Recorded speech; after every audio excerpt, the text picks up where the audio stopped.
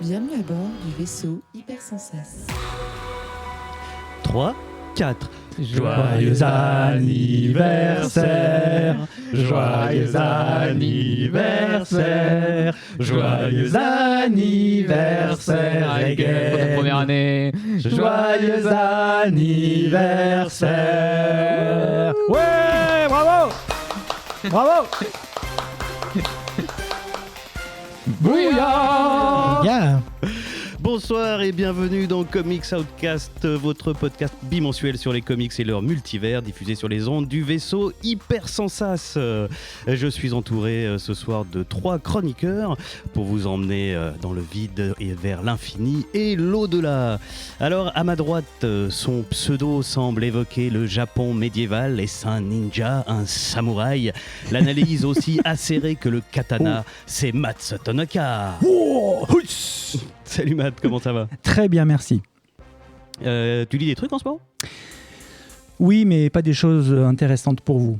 Non, mais dis. Ah non, non.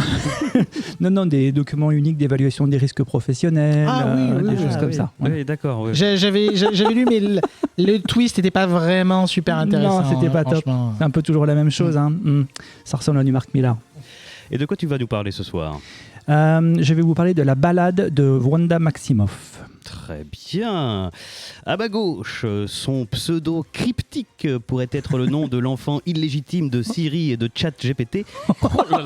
Si c'est une intelligence artificielle, elle est multitâche, car ce soir, en plus de chroniquer, il réalise l'émission. C'est XT. Eh bien le bonsoir. Salut XT, tu vas bien? Très très bien. Alors, tu lis des trucs en ce moment?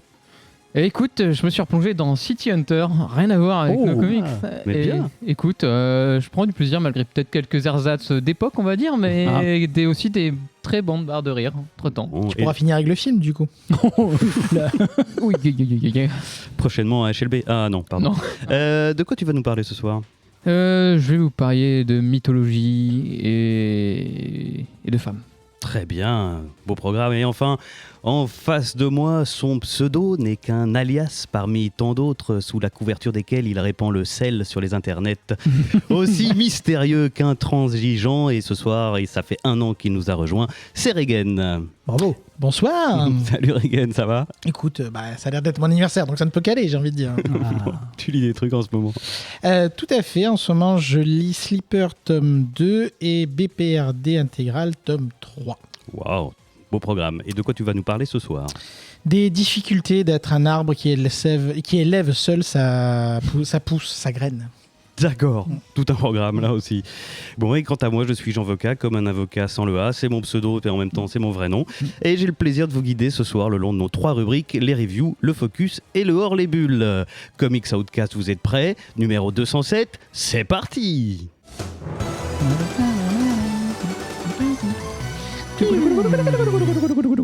Alors on attaque tout de suite par les reviews. Alors rappel du principe des reviews pour ceux qui nous écouteraient pour la première fois. Chaque chroniqueur a choisi un titre plutôt récent dont il a lu les 3 premiers numéros et il va nous le présenter et ensuite les chroniqueurs vont échanger entre eux pour la première fois, nous dire ce qu'ils en ont pensé, si ça vaut le coup de continuer ou pas. Et ce soir, eh bien, on va commencer par Mats Tanaka. Voilà, qui va nous parler de Scarlet Witch, nouvelle série. Oui. L'auteur c'est Steve Orlando, l'artiste c'est Sarah Pichelli. Oh oui. C'est publié chez Marvel et c'est un ongoing a priori. C'est un ongoing, tout à fait, Voilà. qui a commencé en début 2023. Absolument, et je te laisse nous le présenter. Avec une équipe de rêve. La balade de Wanda Maximoff.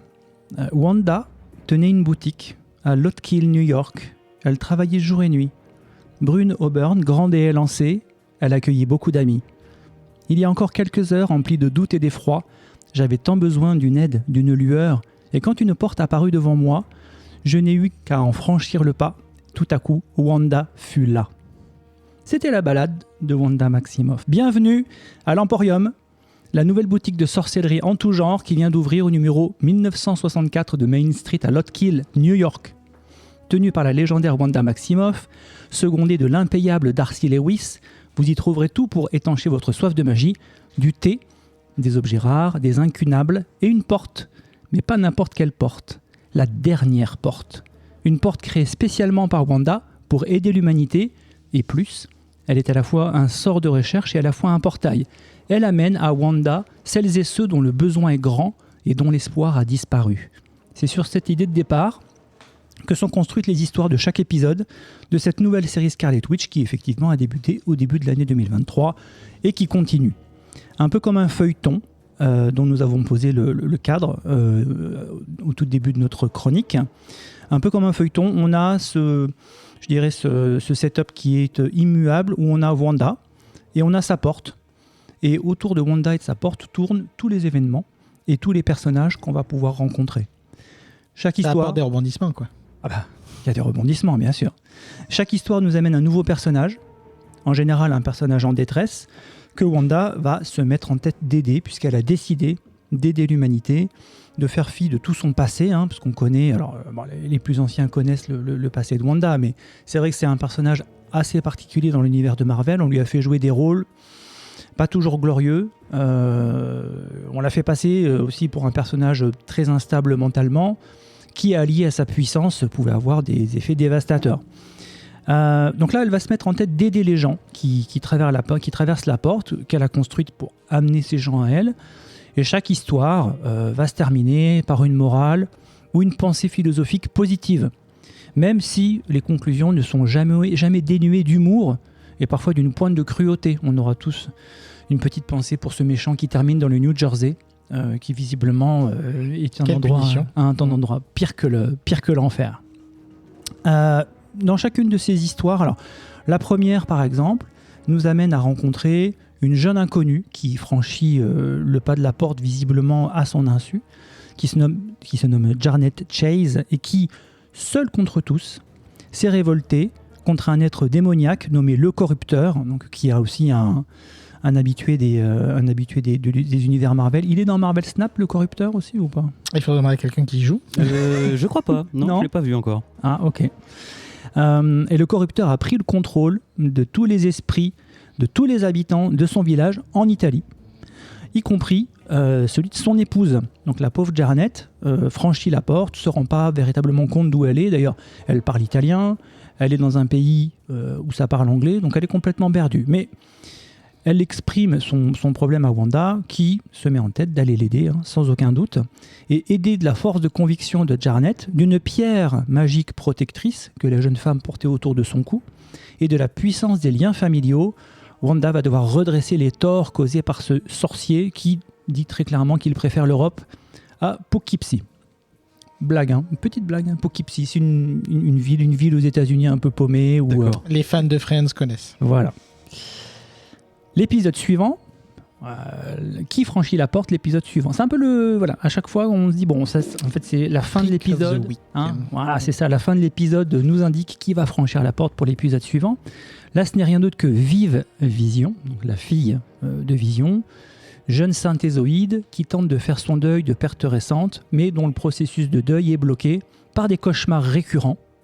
Et après une enquête, puisque Wanda se saisit du sujet, on se rend compte que les rêves de Vive sont hantés par une reine démoniaque qui a bien l'intention de se nourrir de la peine de Vive pour une durée infinie. La force ne suffit pas et Wanda doit trouver toutes les ruses possibles pour se débarrasser de cette hôtesse très embarrassante. Troisième épisode, registre radicalement différent dans le fond, dans la forme, et c'est là la force de la série. L'invité surprise apparaît dans la boutique. Alors, pardon, excusez-moi, zéro montage. Avant que la porte ne s'ouvre, une invitée surprise apparaît dans la boutique en la personne de Polaris. Et là aussi, comme dans les séries télé, il y a toujours des guests. Un coup c'est Storm, là en l'occurrence c'est Polaris, qui est particulièrement sûre d'elle et de ses goûts vestimentaires, y compris de ses lunettes de soleil portées en intérieur. Je vous invite à aller voir, on vous fera des petites captures pour le Discord. Hellfire Gala. Exactement. La porte s'ouvre. Après quelques discussions, Polaris avait été invité pour enquêter sur la fameuse pierre dont je vous ai parlé un petit peu avant. Et c'est pour offrir une autre surprise qui est microscopique. On pense que peut-être que l'invité est invisible. Et non, elle est microscopique. C'est une guerrière qui vient chercher l'aide de la sorcière rouge. Et là, on passe sur un style de récit qui se fait qu'en voix off avec des illustrations en pleine page absolument magnifiques. avec des combats épiques pour délivrer les terres de cette jeune inconnue qui s'appelle Marge et qui a son pays qui a été envahi par des hordes démoniaques. Voilà pour les 3 premières issues. Qu'est-ce qu'on peut dire de la série ? 1, moi personnellement, je suis sous le charme. Malgré le cadre qui peut sembler étriqué ou qui peut sembler répétitif ou convenu, je trouve que Steve Orlando se débrouille très bien. Il réussit toujours à trouver des variations dans chaque nouvelle histoire. Ça apporte de la fraîcheur à l'ensemble. Avec de l'humour, beaucoup d'humanité. Les personnages sont immédiatement attachants et il réussit à créer un ensemble cohérent et captivant. Donc c'est vraiment un plaisir à lire chaque épisode. Alors, enfin, pas de spoiler, hein, mais pas de révélation, mais j'ai continué après le 3. Et ça reste toujours du même niveau. On sent que l'équipe travaille parfaitement ensemble. Les dessins de Sarah Pichelli, c'est du cheesecake. C'est un bonheur. Et tout chrétien, c'est ça ? Un bonheur. Ah, non. À chaque page. Le sel arrive déjà. À chaque page. Ah, mais il dit cheesecake, moi je pensais. Mais non, mais c'est super bon le cheesecake. Non, mais Oui, je raccroche le micro. C'est costaud, quoi. immédiatement. Mais... On mange pas Régal. les mêmes cheesecake. Régal, classe permanente, la mise en case toujours extrêmement claire, le dynamisme est là, mais il n'est jamais éreintant. Les personnages sont troublants de présence, de sensualité, les expressions, les postures sont toujours appropriées et servent le récit. Franchement, moi je suis vraiment tombé sous le charme. Les couleurs sont parfaitement choisies, toujours adaptées aux ambiances. L'ancrage est également de haut niveau. J'insère ici une mention pour les covers qui sont spécialement dessinés par Dauterman d'une qualité exceptionnelle. Alors, je parle même pas des variantes, hein, mais alors les covers sont toujours dingues. Au-delà de l'aspect qui pourrait paraître répétitif, mais qui ne l'est pas, il y a plusieurs fils rouges qui tissent le canevas de ces histoires. Et j'en citerai un pour souligner la magie et le mystère qui restent toujours omniprésents. Si vous avez bien suivi cette revue, vous avez retenu que la dernière porte, celle que Wanda a créée, lui amène des êtres qui ont besoin d'aide et qui n'ont plus d'espoir. On a parlé de Jarnette, de Viv et de Marge. Et si je vous disais que la toute première personne qui avait franchi cette porte n'était autre que l'assistante de Wanda, Darcy, et que jusqu'à présent, elle ne lui a jamais révélé pourquoi elle avait franchi le seuil de la porte. Intéressant. Voilà pour moi. Eh bien, merci pour cette review. Manifestement, un gros coup de cœur. Un gros coup de cœur. Alors, on va demander à tes petits camarades. On va commencer par Egan. C'est excellent. Ah ben voilà. C'est très rafraîchissant. Ça, c'est le genre de petite série où on se fait quand même plaisir. Le propos est plutôt bien équilibré entre justement un fil rouge, comme il vient de le dire, et les Freak of the Week, comme on dit, Oui. hein, les épisodes de serial qu'on pouvait connaître à la télé. Il y a vraiment une good vibe qui est dégagée du comics. Ça transmet des bonnes valeurs, c'est une bonne ambiance, la famille, les amis, et pas en mode cucul après ligne, comme on disait. Non, franchement, c'est vraiment très, très, très, très agréable. Sarah Pichelli a progressé de ouf. C'est magnifique. Dans quoi on l'avait vu déjà On l'avait vu notamment dans Spider-Man, avec la rencontre des 2 Spider-Man et bien d'autres choses. Et vraiment, ça faisait longtemps, moi je n'avais pas trop suivi ce qu'elle faisait. Enfin, je le voyais de temps en temps, mais pas plus. Et c'est vraiment super beau. Avec des décors en plus, de temps en temps. Oh oui.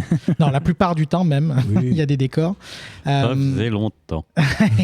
Ça utilise de manière très intelligente la continuité des persos. Ça ne fait pas table rase. On a parlé de Viv notamment, et elle a une relation très particulière avec Wanda, puisque, pour ceux qui... Je la fais très courte, mais c'est donc un personnage qui a été créé par son ex-mari, la Vision, et qui a été du coup créé avec une mère de substitution qui utilisait son schéma cérébral. Du coup, ça fait une famille recomposée compliquée, dans l'excellent Vision de Tom King, disez-le, évidemment. Il était chroniqué, je crois. Oui, il a été chroniqué. Et non, vraiment, c'est bien pensé, c'est joli, c'est agréable à lire. Enfin, franchement, au bout d'un moment, que demande le peuple, quoi. Je mettrai quand même juste une petite recommandation de warning. Il y a un backup à l'issue 2. Oui. Ne le lisez pas. Non. Pour une raison toute simple, c'est un tie-in à ce qui se passe sur Krakoa. Donc si vous n'êtes pas à jour, ça spoil. lisez-le après. Mais sinon, enfin, c'est vraiment, on en redemande. J'ai passé un excellent moment. Donc c'était une ongoing, ça j'avais pas trop fait gaffe. Ok, Oui. bon, très bien, on aura le temps de développer les personnages du coup. Non, franchement, vraie petite gourmandise, j'aimerais en lire des comme ça plus souvent. Eh ben super, et toi XT, qu'est-ce que t'en as pensé? Alors, je serais moins dithyrambique que mes collègues, mais j'ai Tu sors. passé un bon moment quand même. Aujourd'hui, c'est moi qui ramène le sel.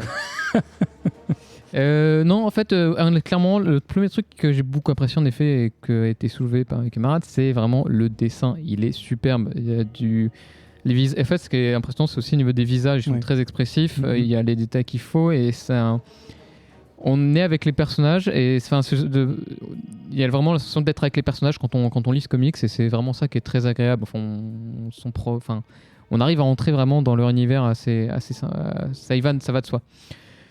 C'est comme disait très frais, c'est-à-dire que ça, on n'est pas à nous rentrer sur de la dépression pleine balle, à nous faire enfin le monde va très mal, rien ne va bien et on y verra peut-être une porte de sortie. Non, c'est beaucoup plus optimiste que ça.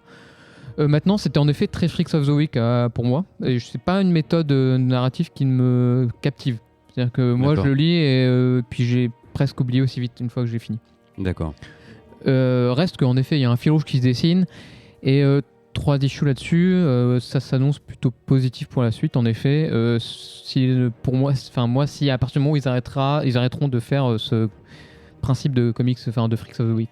Alors, D'accord. le Freaks, je pense que c'est. Mais je pense que c'est de l'introduction pour en effet introduire les personnages. Mais Alors, c'est tout à fait assumé parce que. Je pense, hein, parce que les méchants sont, comme tu le dis, tout à fait oubliables. C'est des méchants qui existent déjà dans l'univers Marvel, qui sont soit de seconde zone, soit qui ont été retravaillés. Je pense à la Dream Queen, par exemple. C'est un personnage qui, visiblement, n'a rien à voir avec la base telle qu'elle avait été conçue. Donc, ce ne sont que des prétextes. Et ça, alors, c'est peut-être aussi une faiblesse, même si les combats sont, comme je disais tout à l'heure, très dynamiques, très bien relatés, très bien dessinés. On sent quand même assez rapidement que Wanda n'est jamais en danger. C'est-à-dire, on sait très très bien qu'à la fin de l'épisode, ça se passera très bien pour elle. Il y a des moments où, alors on ne sait pas trop si quand elle est remise en question mentalement, quand elle est replongée dans son passé, quand elle est questionnée sur ses actes, on voit sur son visage qu'elle est saisie, elle est pétrifiée. On ne sait pas si elle fait exprès pour tromper son ennemi ou si véritablement elle fait face à ses démons et elle réussit à les surmonter. Mais malgré tout ça, on se rend quand même bien compte qu'elle risque pas grand-chose. Et donc que les méchants sont oubliables. Donc voilà, je comprends la critique, mais je pense qu'elle est assumée pour porter quelque chose de plus important derrière. D'accord, très bien. Mais c'est bien une série qui s'intéresse à ses protagonistes plutôt qu'aux méchants, parce que d'habitude, souvent, c'est les méchants qui ressortent dans certaines œuvres plus que les protagonistes. Ce qui est un petit peu dommage. Alors, autant elle n'est pas en danger, autant on voit que elle a beaucoup de choses à régler, elle aussi. Ah oui, tout à fait. Donc si on résume, pour Matt, c'est un grand oui. Oui. Pour Egan, c'est un grand oui. Mm. Et pour XT, c'est un oui, mais quand même, il a trouvé ça bien. oui, voilà, ça. Voilà. Eh bien, je propose qu'on passe à la review suivante et on va donc passer à Regan. Qui nous présente, pardon, je vais te faire la petite... Mais fais donc. Qui nous présente Swamp Thing Green Hell, écrit par Jeff Lemire, dessiné par Doug Mahnke, comment on prononce à ton avis, Mahnke? J'y manque, mais bon, Manque. c'est pas...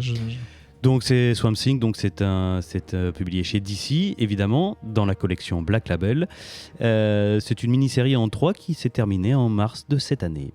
Voilà. Tout à fait. Après un long hiatus, soit dit en passant, la série a commencé, je crois, il y a 3 ans ou 4 J'ai ans. vu ça, ouais. Ah ouais, ça a beaucoup traîné. Donc, Green Hell. Je rajoute le coloriste David Baron, qui a travaillé notamment sur JLA Classified, Tu fais bien. et au lettrage Steve Wands, qui a travaillé notamment sur American Vampire. Donc, pour vous faire un petit peu dépeindre le tableau, l'humanité a tout foiré. Oui, je sais, encore. On est au bord de l'extinction. C'est un petit peu... vous voyez, j'entends dans le fond. Post-apo, oui, un peu. Post-apo. Mais bon, néanmoins, donc, nous sommes dans un monde au bord de l'extinction dont l'humanité l'a manifestement bien cherché, j'ai envie de dire. Malgré tout, l'humanité persiste et s'accroche. Et du coup, les parlements, hein, donc pour ceux qui voient de quoi il s'agit, donc la sève, le sang, etc., donc tout ce qui est les forces de la nature, ne souhaite pas vraiment couler avec ces incompétents d'humains dans le navire, quoi. Donc, il est peut-être temps de se donner une dernière pichenette à l'humanité pour leur dire merci, mais on va arrêter les frais, hein, ça suffit maintenant. Et donc il crée le Covid. Et donc, alors, il n'y a même plus besoin, honnêtement, il faut quelque chose d'un peu plus agressif. C'est pas Bill Gates? Non, ça c'est encore un autre délire. Et donc le meilleur moyen de se débarrasser de ces singes qui ont foutu le feu à la forêt, littéralement, la sève décide de prendre les choses en main et de se dire, écoutez, on va se faire un petit nouvel avatar, mais cette fois-ci, on va régler nos comptes. Donc sur une des rares îles, il y a encore un peu de vie, hein, puisqu'on est quand même au bord de l'extinction, et où la population arrive quand même à avoir de l'oppression et des oppresseurs, parce que bien évidemment, on ne change pas une équipe qui gagne, hein, surtout quand les ressources sont limitées. Un malfrat récemment décédé fera bien l'affaire pour servir d'avatar. Hein. En plus, on veut un avatar qui tabasse. Donc le premier venu fera l'affaire. Donald et sa fille Ronnie. Ah, vous l'attendiez, hein, j'avais pas encore parlé d'apparents et d'enfants, hein, vous l'attendiez. Voilà. Prime One. Voilà. Au moins, c'est pas un père et son fils pour une fois. Non, effectivement. Donc Non, mais Donald toujours et sa fille Ronnie, qui donc sont des membres de cette communauté, vont se faire attaquer comme tous les autres. Et évidemment, ça va vite être la panique. Ils ont décidé de se réfugier dans un phare qui est tout près de l'île. Et malheureusement pour eux, ils vont tomber sur la pire engeance qu'a pu engendrer l'humanité dans ce phare, un magicien anglais arnaqueur. Eh oui, forcément, on ne se débarrasse pas aussi facilement de John Constantine, tel un cafard qui s'accroche contre vents et marées. Il est toujours là. Il a pris quelques heures au compteur, hein, quand même. Hein. Ce n'est plus le jeune Constantine, jeune et fringant que nous connaissions, mais il s'accroche. Et évidemment, ça doit être un salaud, il ne partira pas sans se battre, évidemment, et s'en foutre un peu le bordel. Et il décide que le meilleur moyen de combattre un avatar de la sève, c'est d'avoir un avatar de la sève. Et donc, il va ressortir du pot de fleurs et du terreau qui reposait en paix, un certain Alec Holland. Évidemment, le plus célèbre des avatars de la sève, le Swamp Thing, pour le forcer, parce qu'évidemment, ça reste Constantine, à les protéger.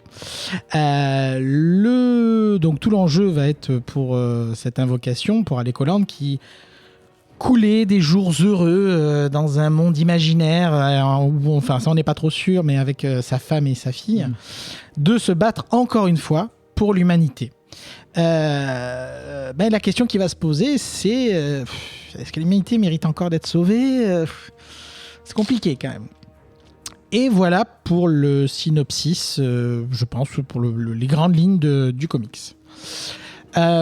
Pour ce qui est de mon avis, c'est plutôt sympa. Oula. Sans faire d'étincelles, objectivement, mais c'est plutôt sympa. Même si on a une famille, il n'y a pas vraiment de sujet de daddy issue. Non. J'avertis tout de suite les esprits chagrins sur le sujet. Je pense que ce qui est le plus gênant, et c'est assez intéressant, je trouve, du coup, de l'avoir review notamment pour ça, c'est que ce discours, l'humanité a tout foiré 1 milliard de fois. Ils ont tout saboté, ils ont ravagé la planète. Mais bon, quand même, ils sont pas si mauvais que ça. Au bout d'un moment... c'est compliqué. On est en 2023. C'est très compliqué, oui. Voilà, on est en 2023. Hein. Même s'il y a une petite fille qui te regarde dans les yeux en te disant mais moi je n'ai rien fait, tu te dis ouais mais bon là quand même. Il faut savoir dire stop quoi. Donc c'est maintenant ton sel, tu le déverses sur toute l'humanité quoi. En fait c'est surtout que le setup qui est déjà utilisé à multiples reprises s'entendait plus facilement quand l'humanité était encore jeune, quand il y avait encore l'âge des héros, etc. Là on est vraiment à l'autre bout du monde, en gros c'est fini, il reste 10 pélos sur une île. Le discours est difficile à entendre. Objectivement c'est pas évident de faire passer ce message là je trouve. Donc du coup, sans faire de misanthropie, la cohérence même de ce discours devient difficile. Et comme je disais, une petite ex-fille n'excuse pas tout objectivement. L'écriture des persos, par contre, marche plutôt bien, objectivement. On retrouve les caractéristiques des personnages, ça marche de manière assez efficace. Visuellement, c'est curieux parce que donc Doug Mahnken est plutôt bon, mais et un coup oui, un coup non en fait. Ça respire les années 90. Hein. Alors c'est pas ça mon problème, c'est que Bah, après, c'est pas un en problème, fait, mais- c'est les couleurs. oui, enfin son style est, enfin pour moi les années 90, il y a beaucoup plus de pochettes et beaucoup plus de boobs. Mais bon, passons. En Jimmy, l'occurrence, si tu nous entends. voilà. En l'occurrence, ce qui me gêne surtout, c'est qu'il y a certaines pages avec des mises en scène assez fortes, des idées visuelles assez fortes, et il y a des pages, j'ai l'impression que c'est zoomé, c'est flou, c'est cracra, enfin c'est très bizarre au niveau rendu. Et quand on voit ce qu'il a fait notamment sur JLA avec Joe Kelly, qui était magnifique, qui était vraiment superbe, un peu plus fort sur l'ancrage quand même à l'époque, je sais pas, ça va, mais c'est comme je dis, une page sur 3, on sent qu'il y a des dérapés. Donc, En fait, il y a plutôt quelques bonnes idées de composition ponctuellement. alors, et le je suis reste... pas du tout d'accord avec ça, je trouve que globalement, il a beaucoup d'inventivité. Ah, tu trouves Ah oui. Moi, c'est plutôt Après, voilà, c'est des ponctuel, questions et de goût. après, Mais de temps en temps, il y a des pages, j'ai l'impression qu'il n'avait pas envie. Il fait et les enfants moches sont de la partie, hein, forcément. Ouais. Hein, mais je sais pas. Il y a des Swamp Thing moches aussi. Hein. Il y a certaines Ouais, cases clairement. où, franchement. Donc je dirais il y a vraiment mitigé, mais plus. Moi, c'est quand même plus positif que négatif, mais clairement mitigé. Du coup, bon, clairement, il n'y a pas la maestria d'Undead Earth. Soyons clairs, un spoiler alert, c'est pas Wonder Woman Dead Earth. Il n'y a aucun doute Oula, là-dessus. Ah non. Ah ouais, voilà, soyons parfaitement. Non, mais c'est juste pour dire que c'est un petit peu le même principe, le côté désespéré, fin de vie de l'humanité, etc. Ouais. On se demande ce qui a expliqué ces quasiment 3 ans de gestation, ça a été très long à sortir. Alors, est-ce qu'il y a eu d'autres projets entre temps temps d'édition. Bah, après, Voilà, je ne sais pas, les mais c'est plannings. vraiment. Enfin, L'émir, c'est- il est sur combien de séries en ce moment alors, moi maintenant, mais effectivement, au moment où il a dû le commencer, il était encore certainement sur 15 séries en parallèle. Et c'est pas un récit inoubliable, ça, il n'y a aucun doute là-dessus. Donc, au final, pour moi, ça marche quand même. C'est plutôt sympa. Il y a quelques bonnes idées et de scénario et de mise en scène. Mais c'est clairement dispensable. C'est pas un indispensable qui trônera dans votre bibliothèque. Et ça se rajoute à la liste des Lemire où on passe pas un mauvais moment, mais est-ce qu'il faudrait pas écrire peut-être un petit peu moins et se concentrer un petit peu plus ? Je ne sais pas. Eh ben, bon, c'était sévère quand même. Parce que ton mitigé plus ressemble quand même à un oui, vous pouvez vous en dispenser complètement. Mais Swamp Ça en Thing- fait pas un mauvais récit. C'est juste parce qu'il y a écrit Jeff Lemire sur la couverture qu'ils sont obligés peut-être de le défendre un tout petit peu Alors, pour l'histoire de c'est l'émission. Non, assez c'est mal pas- me connaître en l'occurrence. C'est pas le genre de la Il n'y a maison. pas écrit qui vous savez sur le. Voilà, Moi, ça me donne pas parce que Swamp Thing, c'est vert. ça c'est fait. Ok. Eh ben, Matt, du coup, enchaîne. Oui, j'enchaîne. Alors, nous avons des protagonistes qui sont sur une île, qui sont assiégés par des hordes de monstres. Donc, en jeu vidéo, ça s'appelle un Tower Defense. Et moi, j'ai tout de suite pensé à Plants vs Zombies. Parce que ça ressemble. Moi, ça m'a fait penser à ça. Ça ressemble à ça. Ça commence comme un comics d'horreur. Ça a commencé comme ça. La première issue, c'était un comics d'horreur. Effectivement, il y a un malfrat qui se fait posséder, avec dans l'idée de tuer les gens. Et puis vite fait, ça fait pas peur finalement. On voit les ficelles, elles sont grosses. On comprend les ressorts. On voit Constantine qui arrive. Alors ensuite, bon, je vais pas. Constantine qui arrive un peu comme un cheveu sur la soupe. Un peu comme un cheveu sur la soupe. Tu te doutes bien que dans le phare. J'ai envie de vous dire, ta gueule, c'est magique, hein, mais bon. Ah, oui, mais un peu. Alors, je vais pas non plus dévoiler le reste, mais il y a tout un tas d'autres protagonistes aussi qui Oui, je vous ai reviennent. épargné, bien sûr, les Voilà, clins d'œil. Voilà. Donc, les archétypes des personnages aussi sont archi connus. Il y a le papa, il y a la petite fille. Sincèrement, ça aurait pu être une maman, ça aurait pu être un petit garçon de manière tout à fait interchangeable, parce que ce sont les mêmes archétypes. La petite fille, le seul intérêt qu'elle a, c'est de protéger son père. D'ailleurs, elle y risque sa vie. Il y a son lot de morts aussi, mais qui sont finalement tout à fait attendus. On se dit, s'il y en a bien un qui doit mourir dans l'histoire, c'est lui. Ça me paraît logique. Donc c'est pas... Alors, j'ai lu les 3. C'était pas désagréable, effectivement. Ça casse pas 3 pattes à un monstre des marais. Watcha EXT. Je crois que je vais être encore le plus salé. Est-ce que Mince alors. concrètement, j'ai rarement lu un Lemire en mode automatique à ce point-là. C'est ça, c'est automatique. Il ne raconte T'as pas lu rien. beaucoup de Il ne raconte vraiment rien Non. dans son histoire. Il lui faut une action. Il engage quelques débuts de ficelle pour raconter quelque chose, mais il n'y va jamais au bout. Il lance quelques pistes, mais jamais il va vers quelque chose. Et ce qui est assez marrant, c'est que sur 3 issues, il en lance vraiment beaucoup. cette espèce de effet de fin du monde qui est pas vraiment traité, mais bon, il le met dans ce contexte-là. Il met quand même il démarre une relation père-fille sans vraiment faire quoi que ce soit non plus vraiment derrière. Il y a un truc qui est un peu sympa, il s'appuie un peu sur ses lauriers, sur son ancien travail, j'en dirai pas plus, mais il s'appuie sur d'anciens travaux à lui qu'il avait pu écrire auparavant dans cet univers-là. Ah oui. Il avait déjà fait un Swamp Thing, non, dans les New 52? Non, mais non, oui et non. clin d'œil. Voilà. Un Animal Man. Exactement. Ok, ouais, je l'ai. Mais aucun personnage n'est vraiment attachant fondamentalement, ils pourraient tous mourir. L'ambiance globale, le contexte n'est pas non plus hyper clair.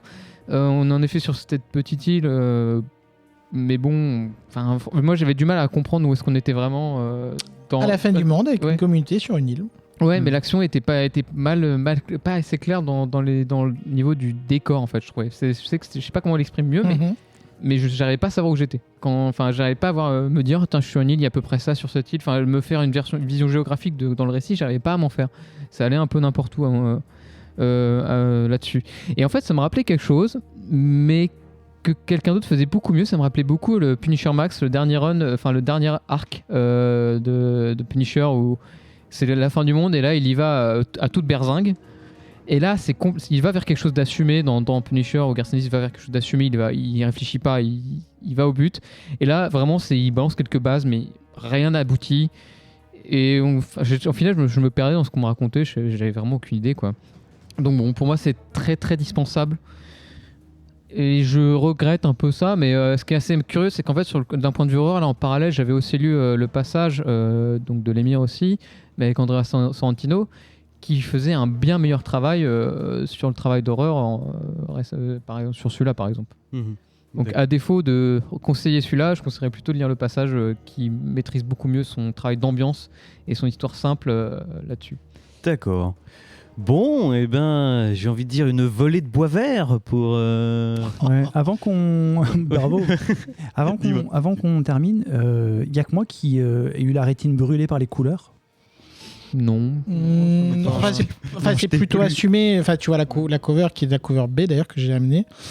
Ça joue fortement sur les contrastes rouge, vert, etc. Ouais. Ah mais je parle pas tant de la répartition des couleurs, mais l'ancrage. Enfin, tout à l'heure tu parlais d'années 90. Enfin, il y a des X-Men dégueulasses des années 90 qui ont exactement les mêmes. Tu parles de l'ancrage ou de la couleur? Alors d'abord, il n'y a pas d'X-Men dégueulasses des années 90. L'ancrage, c'est un petit peu ce que je sous-entendais. C'est le style de Doug Mahnke qui est très ancré. Ça a toujours été comme ça. Hein. D'accord. Après, du coup, on aime ou on n'aime pas, effectivement. Ok. Mais c'est vraiment propre à son style. C'est un petit peu comme...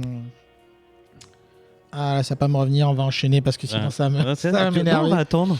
Non, sur Batman, notamment. Ouais, et celui qui avait fait le... Détective Comics dans le Futi-tout, non, tu avec le... Avec machin. Ouais. Avec truc. Et à la fin, il arrive et... Ouais, bien sûr. C'est celui-là. Oui, et exactement. il avait les dessins et c'était... Je vois très bien de qui tu parles. Celui avec la Alors, Sylvestri, c'est pas le nom que je cherchais, mais ça marche aussi. Merci, Ivan. Et petit dédicace, joyeux anniversaire, Ivan. Et là, pour le coup, en effet. Bon anniversaire. Donc la volée de bois vert pour Jeff Lemire, qui n'est décidément plus tellement en odeur de sainteté ici à Comics Outcast. Z2E, si tu nous écoutes, il faut que tu reviennes défendre ton poulain. Pour donner un parallèle, c'est quelque chose qui ferait un bon 100% à 10 €. Parce qu'honnêtement, ça se laisse lire, c'est pas dégueulasse. Mais dans un monde où il faut faire des choix drastiques et où les 100% sont à 20 €, bon, de toute façon, c'est pas chez Marvel, mais vous voyez ce que je veux dire, difficile de make the cut, comme on dit. On va faire le cut vers ta review, Regan. Pas du tout, tu viens de faire ta review. C'est l'inverse. Okay, on va cut Hashtag Regan. sans montage. Hashtag sans montage. Ouais, vous m'avez perdu encore. Hein. Mais ça, c'est parce que je réfléchissais, tu sais, au nom de l'encreur, celui qui... machin. Attends. Et puis à la fin... XT. XT qui va nous parler de Wonder Woman Historia The Amazones. Auteur Kelly Sue DeConnick, artiste Phil Jimenez. C'est publié chez DC, là aussi c'est dans la collection Black Label. Et c'est une mini-série en 3, là aussi terminée en 2022, sauf erreur. Toute petite parenthèse du coup, comme vous vous en rendez compte, nous avons fait quasiment 3 focus pour le prix d'un. Oui, tout à fait. C'est vrai. Tout à fait. Alors, parlons de ça. Alors, petite aussi anecdote, prévision. Cela a été annoncé par Urban en version française et devrait sortir en fin d'année, si je ne dis pas de Tout à bêtises. fait. Je rajoute en C'est bonus vrai. que Scarlet Witch vient Ouais. aussi d'être annoncé dans les Penny Big News pour la rentrée. Bien vu. Alors, de quoi ça nous parle Wonder Woman Historia The Amazons. Ça va nous parler de la genèse des Amazones dans ce monde de DC. Comment elles sont arrivées là. Et en fait, la narration est très bien divisée ces 3 issues sont très bien divisées et cadrées. C'est-à-dire c'est vraiment des arcs. Une issue nous rend vraiment un arc. Donc on se retrouve avec le début. En fait, on a à voir une histoire plutôt avec un point de vue très féministe pour le coup.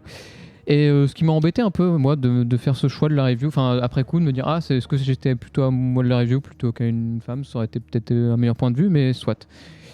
Donc ces problématiques-là, je préfère qu'elles soient traitées par les bonnes personnes.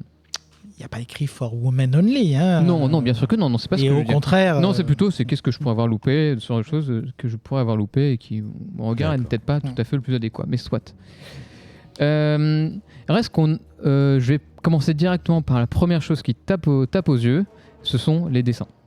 Il y a un travail de colorisation et de dessin en lui-même qui est incroyable. On parlait qu'il n'y a pas de décor, il y en a partout. Il y en a presque trop par moment d'ailleurs.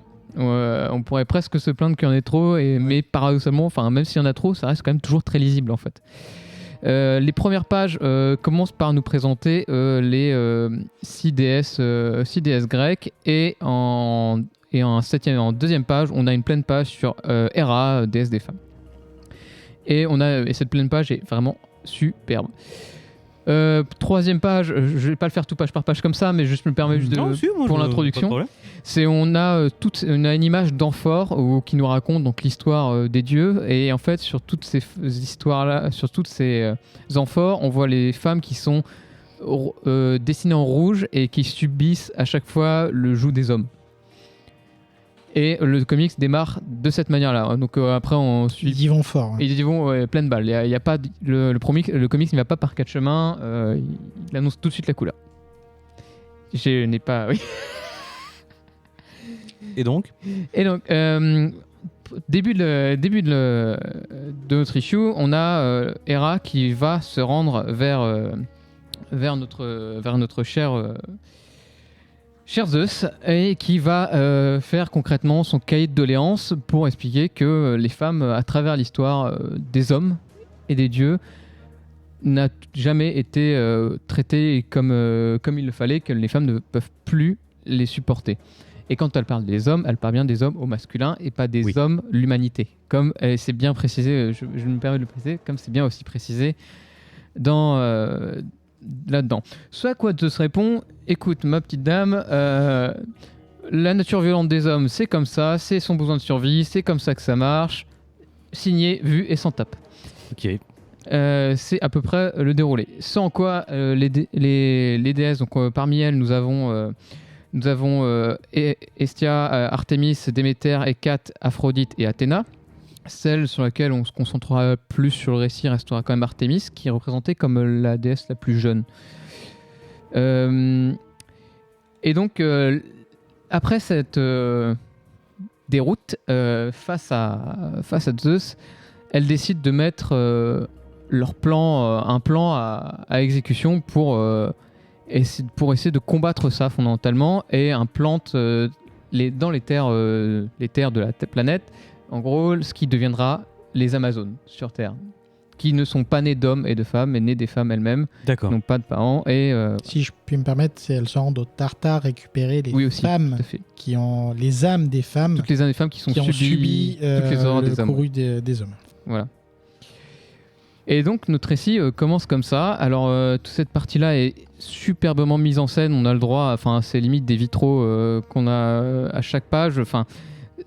Il y a un plaisir de lire ça sans parler même de l'histoire qui est dans le déroulé graphique de la chose, qui nous raconte l'histoire en elle-même, dans le sens où même les dialogues ne sont presque de la description supplémentaire par rapport à ce qu'on nous raconte. Et donc, globalement, la première partie d'issue nous raconte ça, et ensuite, retour sur la planète des hommes. Et là, en effet, on a une chose un peu différente, c'est-à-dire qu'on a des super beaux dessins aussi, mais par contre, les couleurs ont totalement changé, elles deviennent beaucoup plus ternes.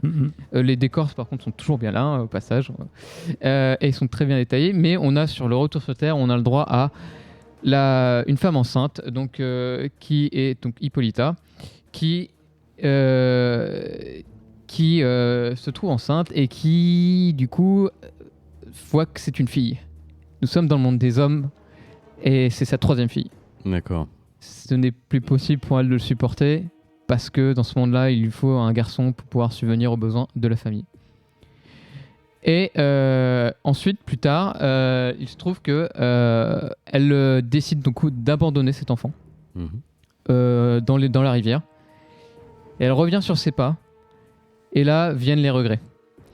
Et ces regrets-là, elle repart sur ses pas. Et là, c'est le moment où elle se décide que non, c'est son enfant. Elle fera tout pour le récupérer. Et elle se bat contre vents et marées, terre et mer. On la voit jusqu'à épuisement. Très beau passage. Ouais, vraiment superbe. Cet amour qu'elle porte à son enfant, qu'elle n'a pas pu vraiment en profiter encore. Mais tous ces regrets, on sent que ça lui pèse et qu'elle fera tout pour ça, et elle s'épuise jusqu'à évidemment à subir le joug des hommes sur son chemin qui essayent d'en profiter d'elle lors de son épuisement. Évidemment, c'est le moment où là elle fait la rencontre des Amazones qui vont la sauver de cette agression, et c'est là où se termine, si je me souviens bien, notre premier issue globalement. Et donc déjà on annonce concrètement la couleur de ce qu'on va nous raconter. Ensuite, nous avons l'histoire continue. Je vais pas tout raconter derrière non plus, mais là après, nous avons au niveau issue 2 et 3. L'issue 2 va nous raconter comment les Amazones se sont créées en termes, ont commencé à se rebeller. Comment sur Terre elles sont nées, comment elles ont créé leur clan. Et donc en fait, Hippolyta, qui n'était pas fondamentalement une Amazone à fort pouvoir, etc., commence à se mettre à délivrer les femmes du joug des hommes, à libérer... Mais Hippolyta, qui était une Amazone qui avait été créée... Non, qui était une femme... En fait, juste une toute parenthèse, le but est de retcon justement ce qu'on considère... En fait, ça commence comme ça, je me permets juste ça, c'est que vous connaissez une certaine histoire des Amazones, on va vous raconter la vraie histoire des Amazones. Voilà. Et du coup, ça va retcon certains éléments que tu connais ou tu penses connaître, comme notamment le fait qu'Hippolyta soit une Amazone de base. D'accord. L'histoire raconte que c'est un peu plus compliqué que ça. Et sachant qu'au tout début, on nous dit c'est comme ça que nous voulons vous raconter cette histoire, même si elle n'est pas objective. Au tout début. C'est une des premiers warnings que des premières. Mais juste question alors plus technique en termes de continuité, comme on est dans du Black Label, ça flue pas forcément sur le comics, sur la. En fait, le but est de toute façon, on va retomber sur nos pattes. Ouais, parce que c'est le passé en fait. D'accord, ouais. Donc en fait, ouais. C'est une autre version en fait. Pour te donner une parallèle, le The Killing Joke, quand il dit c'est une des versions dans laquelle je me rappelle, bah ça c'est une des versions que tu peux retenir ou ne pas retenir. C'est ce qu'ils disent au début. Malin. Non, là-dessus, il faut un bel effort là-dessus pour l'intégrer. Après, continuité ou pas, c'est pas. Je pense pas que ce soit le cœur du truc. Parce qu'en effet, comme il dit, on retombe sur nos pattes globalement. Ensuite, du coup, on a Hippolyta qui commence à créer le 7e clan, à récupérer donc des femmes sous joug d'hommes, etc., et qui devient vraiment un nouveau clan Amazon. Et dans la 3e issue, elles vont se battre contre les dieux eux-mêmes, parce que Zeus n'en peut plus. La fin de l'issue 2 est superbe. Enfin, il y a un événement qui se passe dans la fin de cette issue 2 qui est magistral, enfin c'est le moment du déclenchement de la guerre en fait, littéralement. Nous avons spoilé là tout de suite. Non, pas du tout. Rassure-toi. Mais ce moment-là est vraiment incroyable et qui sert ensuite le déroulé du 3e récit, qui explique comment. Alors vous m'excuserez, je n'arriverai jamais à prononcer ce mot correctement. Themyscira est née. Et comment nous arriverons éventuellement à notre chère Wonder Woman. Elle apparaît pas donc. Elle n'apparaît pas spécialement. Diana n'apparaît pas spécialement, c'est tout. Il y a du fast forward. Du fast forward assez tôt. Mais bon, ce n'est pas elle le sujet de l'histoire non plus. Manifestement un grand oui. Alors manifestement oui, un grand oui de mon côté. Alors le style dessin pourrait rappeler du John Williams 3, voilà, merci. Oui. Mais c'est surtout dans sa composition d'images et dans son presque surplus. mais paradoxalement, toujours hyper lisible. Il y a ce luxe-là qu'on a dans ces pages-là. Si vous n'aimez pas le sujet du comic, si le comic ne vous plaît pas, ne serait-ce que pour les dessins, cela vaut vraiment le coup. Reste que l'histoire est vraiment superbe, à mon point de vue en tout cas. C'est sans concession. C'est-à-dire qu'on n'est pas... il y a des regrets qui peuvent être présents, mais l'histoire va sans concession ce que ça veut raconter, de ce combat des femmes contre les hommes. Et en ça, c'est aussi admirable d'aller au bout de sa logique. Eh ben, très bien. À qui je vais demander son avis ensuite? À Matsatonaka. Ouais. C'est un comics où il y a des gentils, il y a des méchants. Donc, amis de la subtilité, amis du gris, passez votre chemin. C'est pas parce qu'il y a beaucoup de couleurs, c'est juste que c'est taillé à la serpe. C'est une histoire dont on connaît la fin. Donc c'est là où XT, je vois tout à fait ce dont tu veux parler à la fin de l'issue 2. Le truc, je l'ai vu arriver comme un 36 tonnes sur l'autoroute A3. Mais bon, ok. Par contre, c'est sûr et certain que c'est magnifique. Dans tous les sens du terme, en termes de dessin, en termes de couleurs, en termes de mise en case.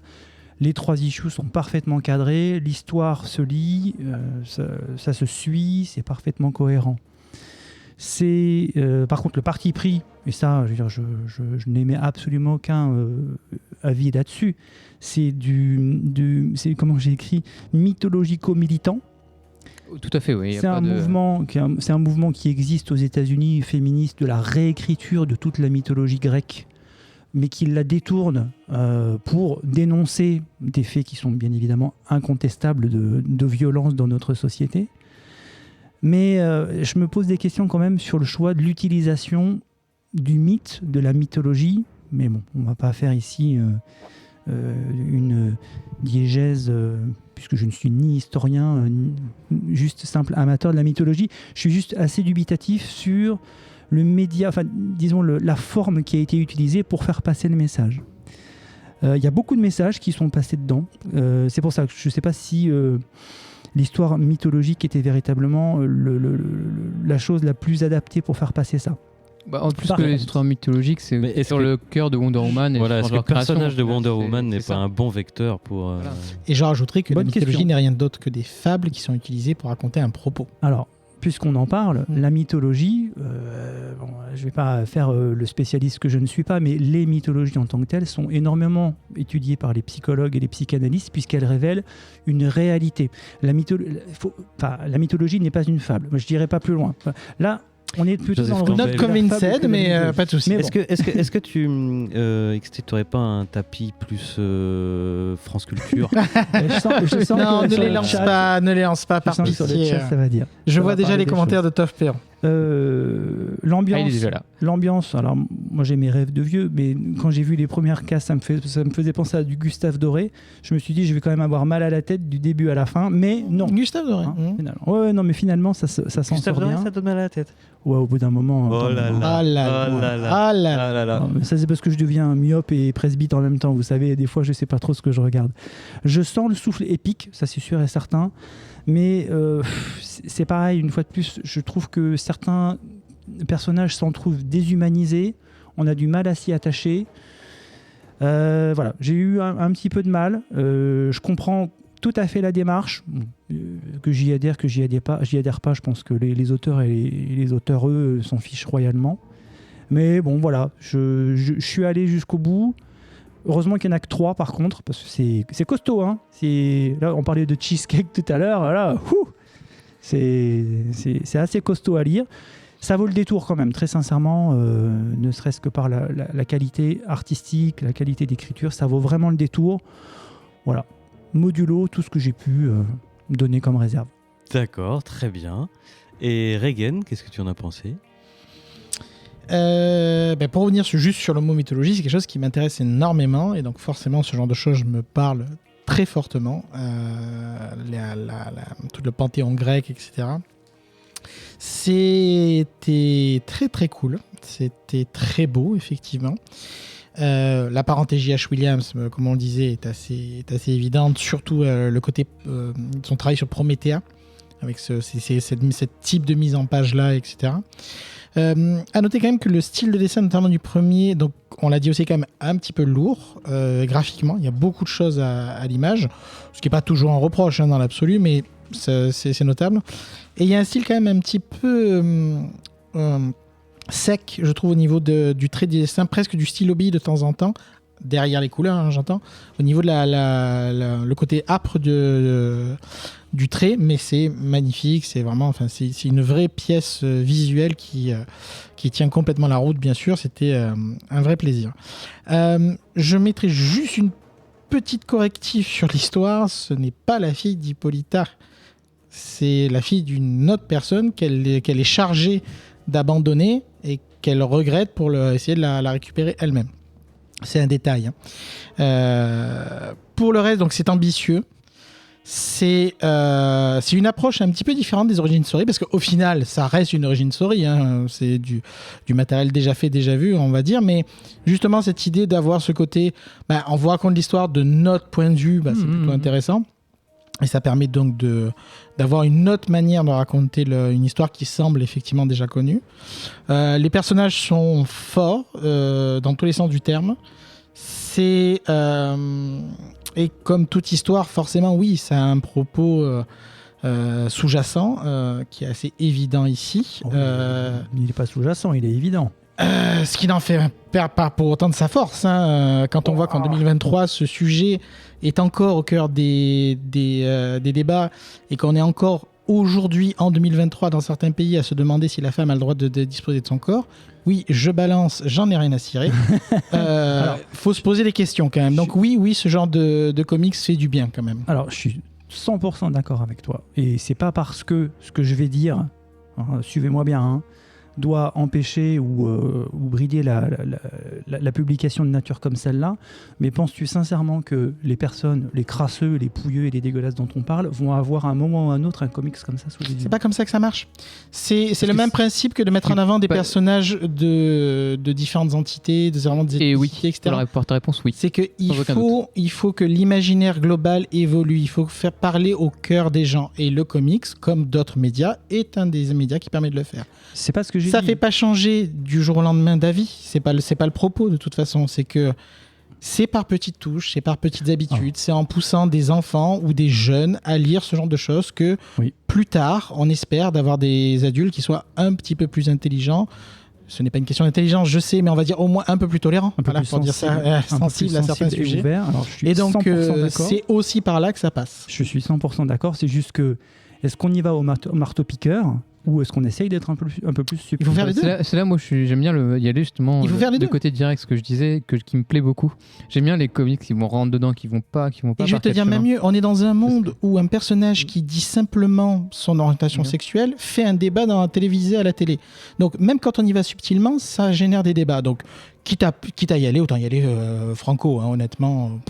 Après, ce n'est qu'une face de la réponse, c'est clairement pas une réponse absolue, ça n'a pas vocation à changer le monde, c'est pas le but. C'est la vocation de raconter une bonne histoire, c'est le cas, et c'est la vocation de faire passer des messages que veut faire passer l'auteur, et je pense qu'il arrive, elle, évidemment, ça me paraît assez logique, à faire passer le message qu'elle voulait faire passer avec plutôt une bonne réussite. Très bien. Eh bien, disons, ça a soulevé les passions, mais c'est bien. C'est ça qui est intéressant. Ça, c'est très bien. Mais ça, c'est très, très bien. Donc, un grand oui avec comment t'as dit, modulo les réserves. Quelques petites réserves du côté de Matt. Le marteau-pilon et le... Qui se demande si ce même message n'aurait pas... Entre la saucisse et le marteau, oui. Oh là là. Bon, alors, j'ai perdu la fin de ma phrase, du coup, je sais plus ce que je voulais dire. Ah, mais si, l'encreur dont on parlait. Mais oui. C'est celui... celui qui a fait... Oui, voilà. Parce que, oui, il y avait un vaisseau spatial à un moment. Et la deuxième fois, quand il a fait la deuxième issue, avec, voilà. Et la couve, c'était l'autre. Voilà. C'était pas lui la couve. Ah oui, d'accord. C'était le mec de... Très bien. Cette blague de milieu d'épisode. Ben voilà. Alors, le meilleur comic de répétition, le comic de répétition et le comic de répétition. Toujours. Bon, en tout cas, si vous qui nous écoutez, si vous êtes une sorcière, rouge ou pas, si vous êtes une guerrière Amazon, si vous êtes une chose des marais, ou si vous n'êtes rien de tout ça et que vous aimez simplement échanger sur votre passion pour les comics, vous pouvez nous suivre sur les réseaux sociaux, Twitter @ComicsOutcast, sur Facebook dans le toujours fringant Bouya Comics Club, sur Instagram Comics Outcast et bien sûr sur le Discord du vaisseau Hypersensas où se déploie dans de multiples channels une communauté drôle, inventive et bienveillante que je salue au passage. Salut. Alors il est temps de passer au focus. Le focus, c'est la partie de l'émission où on s'intéresse à une œuvre en particulier et on développe, on la présente. Parfois on spoil un peu plus dans ce chapitre. Et aujourd'hui, l'œuvre qui a été choisie, c'est Pride of Baghdad de Brian K. Vaughan et Nico Henriksen. Oui, je pense qu'on peut le dire comme ça. Voilà. Qui nous le présente ? Ça va être pour ma pomme, je pense. Vas-y, c'est Oui. toi qui l'as proposé. Les Seigneurs de Bagdad, donc en VF, sorti chez Vertigo en 2006. Et chez Urban, il y a déjà un petit moment par contre. J'espère que c'est encore trouvable, je pense que c'est encore trouvable. Mais c'était il y a quelques années déjà. Alors, Pride of Baghdad, d'abord Pride, soit dit en passant, en anglais, ce n'est pas par rapport à la fierté, c'est par rapport au fait que ce soit une meute de lions.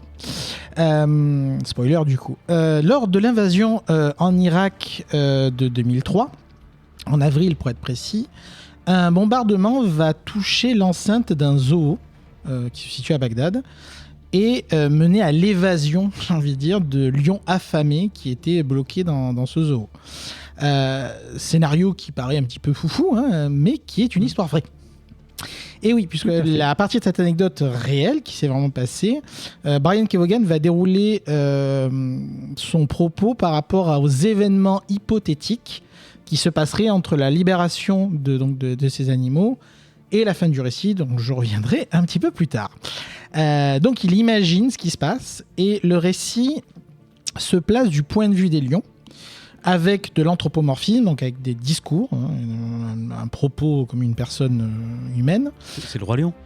Alors, mais le parallèle n'est pas idiot, hein, loin s'en faut, tu vas voir. Oui, c'est vrai. La horde se compose donc de Zil, qui est le mâle du groupe, Safa, la vieille femelle balafrée qui a perdu un œil, Ali, le jeune lionceau un peu foufou, et Nour, sa mère, hein, donc, qui est avec Zil, bien sûr, on va dire le couple.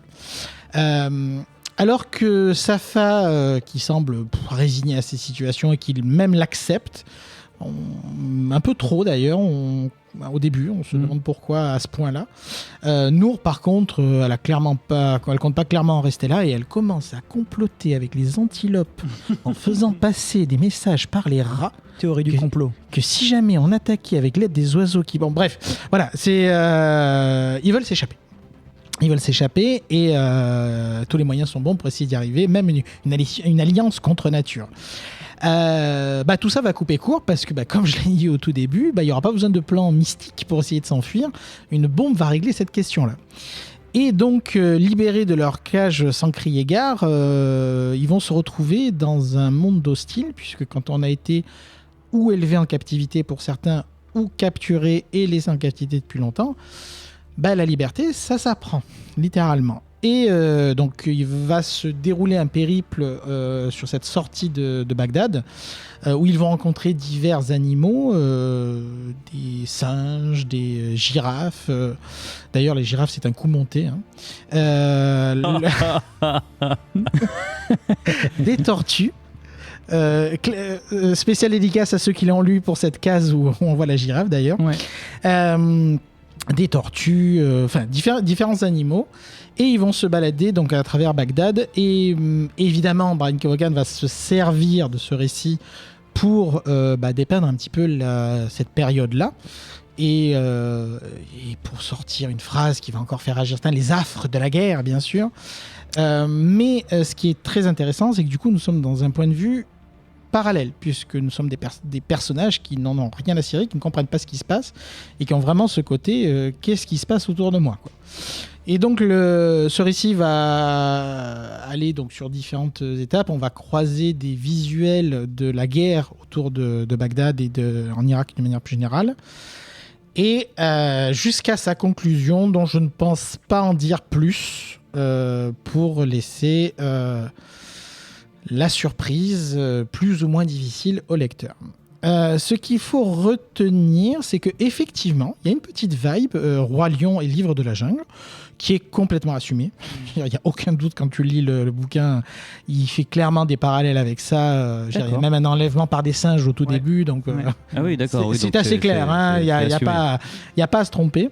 Et graphiquement aussi, j'ai l'impression. Alors, graphiquement, c'est assez franco-belge sur l'aspect, avec beaucoup de couleurs pastel et une approche presque ligne claire au niveau du dessin. À noter d'ailleurs que, donc, autant Brian Kevogan, je voulais pas représenter parce que, bon, évidemment, est-ce qu'on a besoin de présenter quelqu'un qui écrit Saga, écrit Le Dernier Homme ou encore Paper Girl? Je ne pense pas.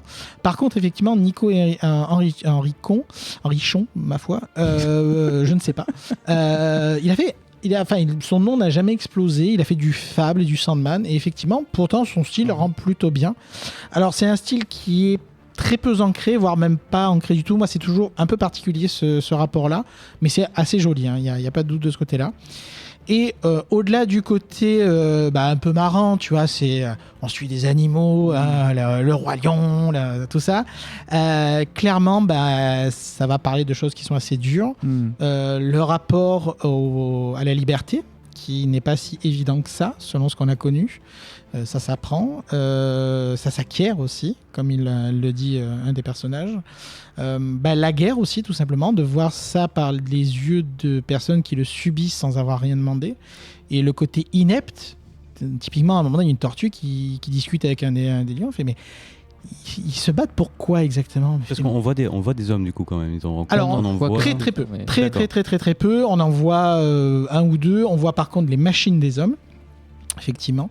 Mais les hommes en soi, on les voit très peu, un petit peu à la fin, mais quasiment, on les voit quasiment pas. D'accord. Et vraiment, voilà, il y a cette question, mais pourquoi ils se font la guerre exactement? Et la tortue fait non. De toute façon, il y a toujours un truc en mode, si c'est pas les territoires, c'est les ressources, si c'est pas les machins, il y a toujours un truc qui va pas. Oui, puis aussi, ils sont, comme au début, tu vois dans leur zoo, ils ont leur vision hyper fermée du monde autour d'eux, en fait. Là aussi, le fait qu'ils démarrent un zoo, effectivement, je l'ai pas détaillé, mais ils ont c'est fermé, en fait. C'est vraiment comme nous, on est dans notre bulle, on ne voit pas ce qui se passe derrière la barrière. Il y a un côté aussi syndrome de Stockholm qui n'existe pas, je le rappelle puisque j'y suis, sur le fait que notamment la plus vieille va dire oui, mais les humains, les gardiens, donc pas tous les humains mais les humains qui les gardaient, ils nous nourrissaient, ils nous donnaient de l'eau et c'était pas si mal. Et oui. Voilà, ce genre de problématique qui peut revenir sur le devant de la scène. Et c'est une histoire dure, soyons parfaitement clairs. C'est pas très joyeux. C'est pour autant éclairant, c'est pour autant passionnant à lire. C'est assez court, au final. Enfin, ça se lit vite, en tout cas. Je ne sais plus combien il y a de pages, mais ça se lit relativement vite. Et c'est Brian Kevogan, c'est-à-dire qu'on fait passer des messages qui font mal, mais qui sont nécessaires à faire passer. Notamment sur le vécu que peuvent avoir une personne qui a roulé sa bosse et qui ne veut plus souffrir, quand bien même ça implique de faire des compromis qu'elle ne souhaitait pas faire. Encore une fois, l'humanité avec laquelle Brian Kevogan peut dépeindre des personnages est folle, y compris quand il s'agit d'animaux, ce qui est touchant. Il y a des clins d'œil aussi pour ceux qui les reconnaîtront sur les dérives qu'a pu connaître l'Irak, notamment les délires de Saddam Hussein avec certains animaux, certaines choses qui se sont sues après. Donc il utilise quelques clins d'œil comme ça sur l'histoire, la grande histoire. Et c'est une grosse recommandation, hein, très clairement. C'est un récit assez majeur, je pense. Et évidemment, lisez-le, j'ai envie de vous dire. Et il a le luxe d'être assez court en plus. Et c'est ce que je viens de dire, effectivement. Effectivement, c'est assez court. Je ne saurais pas vous donner les pages, mais d'abord, c'est page turner, donc forcément, ça va vite. Oui. Et en plus, c'est pas très long. XT. En fait, Reagan l'a quand même très bien décrit. Alors, en rajouter dessus. Merci, XT.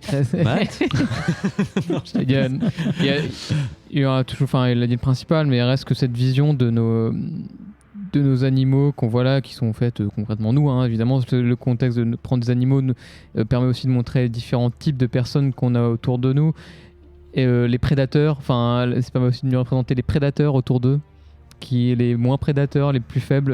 Il prend alors, évidemment les animaux sont toujours, en tant que représentation dans une histoire, c'est toujours pratique pour ce genre de représentation. Et ça, il le fait très bien. Il y a une scène qui m'a marqué, qui est en fait où on voit l'innocence. Enfin, il y a une scène d'innocence qui marque beaucoup. Alors c'est pas spécialement un spoil, mais c'est ce regard, un moment où ils lèvent les yeux au ciel et se disent oh un feu d'artifice. Et ce moment est extrêmement Firefly. ouais. Non, pas feu d'artifice, pardon. Non, mais il n'y a pas de souci.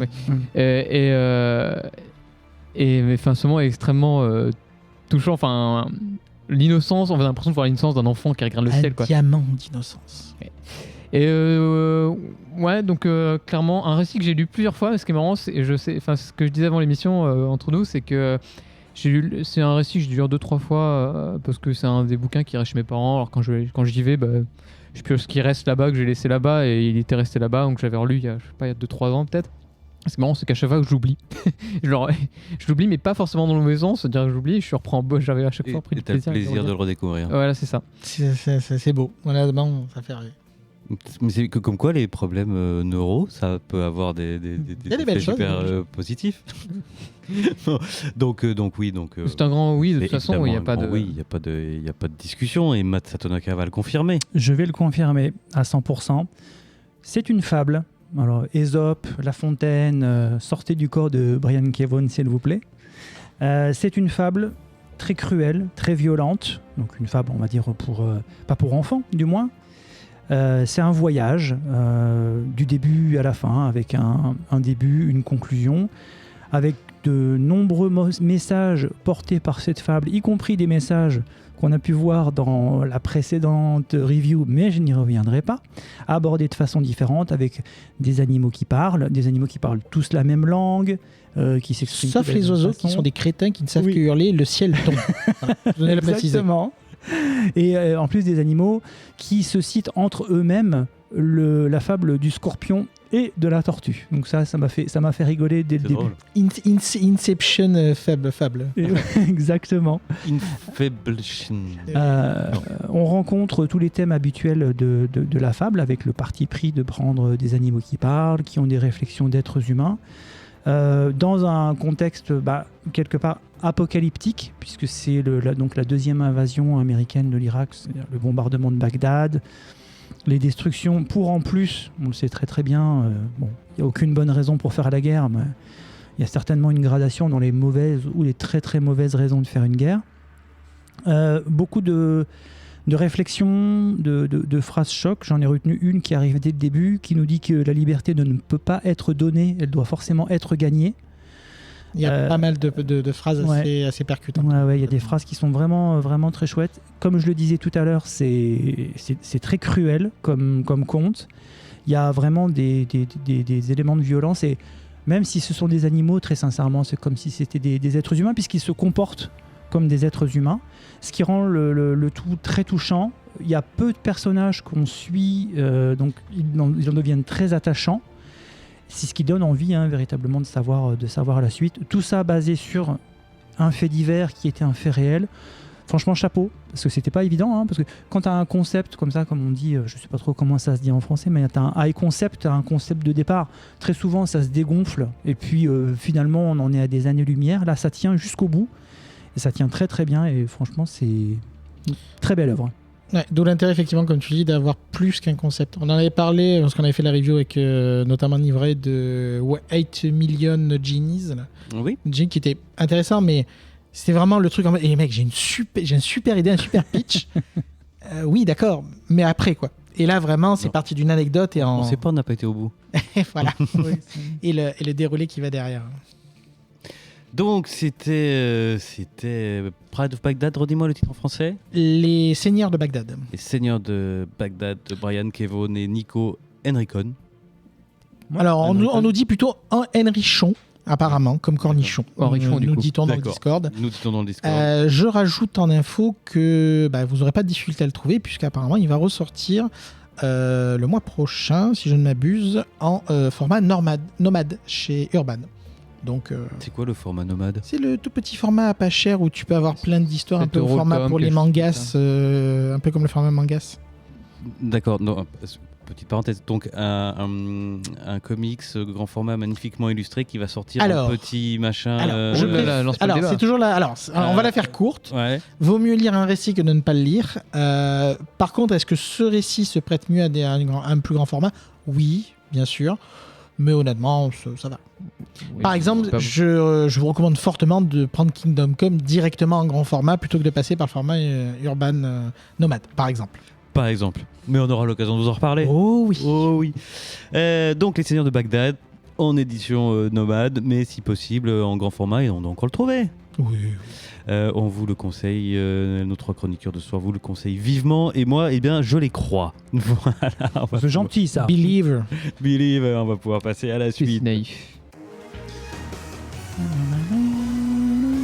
C'est hors les bulles. Et d'abord, c'est le moment de remercier nos auditeurs, Merci. nos auditeurs pour qui on fait ces émissions. Et si vous nous découvrez, pensez à nous mettre des étoiles sur les différentes applis de podcast, parce que ça nous aide beaucoup, ça nous fait remonter dans les recherches. Donc voilà.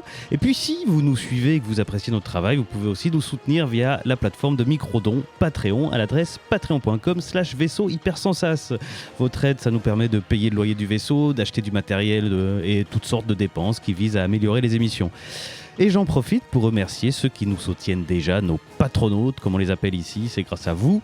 Si aujourd'hui le vaisseau Hypersensas a toute une escouade d'émissions dans son sillage, escouade qui va encore s'élargir le mois prochain, puisque j'ai le plaisir de vous annoncer la sortie d'une nouvelle émission. Ça s'appelle La cartographie des chimères. C'est un podcast de fiction. J'écris des nouvelles fantastiques ou de science-fiction que je lis.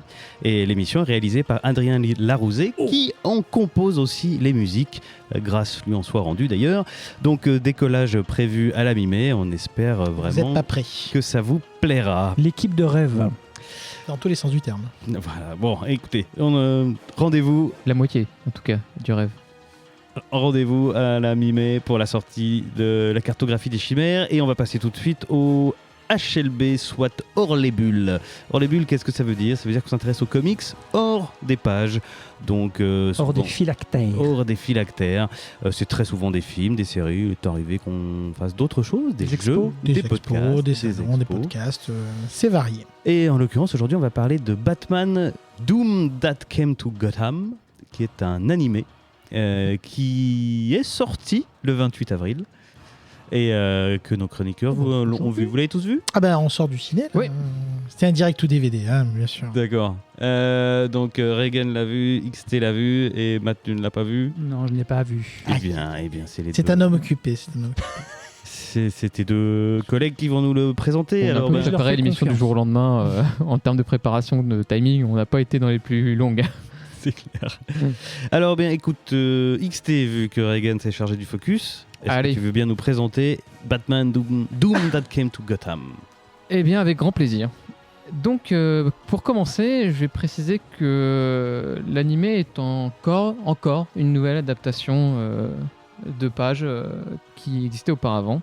Encore. Donc, Ça comme bah, si c'était encore- forcément négatif. Non, mais on pourrait avoir un peu d'originalité sur Oui, le sujet. Mais bon, après, ça n'enlève rien forcément à l'adaptation d'elle-même, qui peut être tout à fait très bien.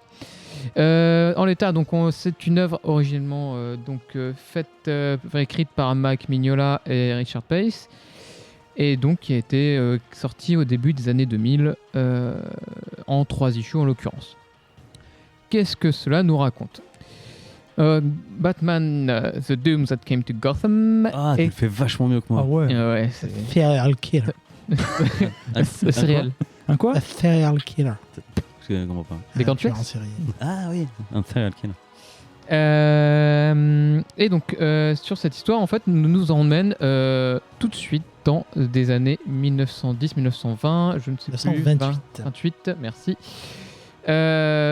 Autour de, on voit Bruce Wayne avec Dick Grayson et ce qu'on pourrait appeler Jason Todd, mais qui a été renommé dans ce contexte-là par, j'ai oublié son nom, c'était Sanjay, qui sont en Antarctique, sont dans une grotte et sont à la recherche d'un livre de mémoire et qui se retrouvent à chercher Cobblepot aussi. Et au final, ne le trouve pas. Grosse explosion dans la caverne. Et on voit Cobblepot qui les observe de très haut, au fin fond lointain, qui les voit repartir un peu bredouille. Cobblepot, le pingouin. Hein, donc, Le pingouin, tout à fait. pour ceux qui ne connaîtraient pas son petit nom. Donc voilà. Et là, nous apprenons qu'en fait, Bruce Wayne revient à Gotham. Et là, nous apprenons que Bruce Wayne était parti pendant à peu près 20 ans. Qu'il n'était pas revenu à Gotham pendant ce temps-là. Tout de suite... Suite à un événement tragique. Hein. Oui. Je me demande bien que... Tout ça. Je préférais pas en parler parce que je sais Non, c'est trop difficile. Ouais, c'est trop dur. difficile. Martha Maman. Donc, comme je l'ai pas vu, j'ai le droit de poser des questions. Oui, bah, très Donc, bien. c'est, en Tu fait, l'aurais vu, tu aurais posé des questions quand même, hein, je te rassure. Hein. c'est tous les personnages classiques qu'on connaît qui ont été un peu comme dans la soupe aux choux, pris et transposés Alors, en 1928. Oui et non. Non, oui, il enfin, y a des différences. oui. Ouais. Comme il l'a dit notamment, il y a Dick Grayson et sa pupille, mais il y a deux autres personnages. Il y en a Voilà. un que tu n'as Il y a pas nommé personne de d'ailleurs. Kylie Voilà, de Kylie en plus, Mhm. qui sont des personnages qui ne sont pas, qui sont été créés qui sont pour pas la- des copier-coller. D'accord. Il y a d'autres personnages, on en parlera peut-être après, qui ont des différences notables, mais ce sont des clins d'œil. Le setup de base, c'est le fameux Elseworld, Voilà. où on se met dans une période différente et on reprend Mais quelques idées, quelques personnages. Surtout là, ce qui va nous intéresser en fait sur ce Tellsword, alors pourquoi ces années-là, pourquoi ce contexte-là, tout de Mhm. suite, c'est vite annoncé pour quiconque a un peu l'habitude de ce genre de récit, c'est le côté Mike Mignola et le côté Lovecraft qui nous vient tout de suite à la tronche. D'accord. D'où l'arrivée aussi dans ces années. Donc on a évidemment quand on voit Gotham, le Gotham hyper gothique. Alors peut-être pas aussi gothique qu'on pourrait l'espérer auquel ne l'était dans la série animée de 92. Mais il respecte à peu près ça. Dans la couleur de l'image, dans l'image très grise et le côté sombre et lourd de la ville, par contre, est très très bien rendu. J'étais assez surpris en fait. Honnêtement, je m'attendais quand j'ai commencé à regarder le truc, je me suis dit bon, allons-y, advienne que pourra, on verra. Et bon, je me demandais qu'être surpris, j'étais positivement surpris au moins sur ça. Mais surtout qu'en 1928, à Gotham, c'est aussi, comme le reste des États-Unis, la prohibition et la dépression. Enfin, la Grande Dépression. Et là, ouais, pas celle où tu Oui, deviens non. triste. Enfin, l'un va avec, hein, mais oui. Pas celle de quand t'es seul au centre de la Terre. Non, on n'a pas de couteau sur soi en plus. Et donc, globalement, Bruce Wayne revient à Gotham et ils essaient de retrouver le. Alors, je me souviens plus du détail du livre, mais ils essaient de retrouver un livre. La fin. Alors, pour être précis, il cherche pas vraiment tout de suite un livre, c'est que il est au courant qu'il y a un culte, Voilà, un culte sécataire très fidèle bien sûr au Lovecraft et compagnie, qui veut amener la mort et la désolation. Et il se retrouve littéralement avec un cadavre chez lui quand il rentre, et ça va dérouler toute une série d'événements qui vont mener à un certain livre effectivement, qui semble la clé de tout ça. C'est un livre qui commence par N.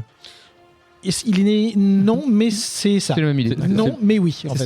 C'est avec une moustache. C'est exactement ça. Il y a quasiment une moustache sur la couverture, soit dit en passant.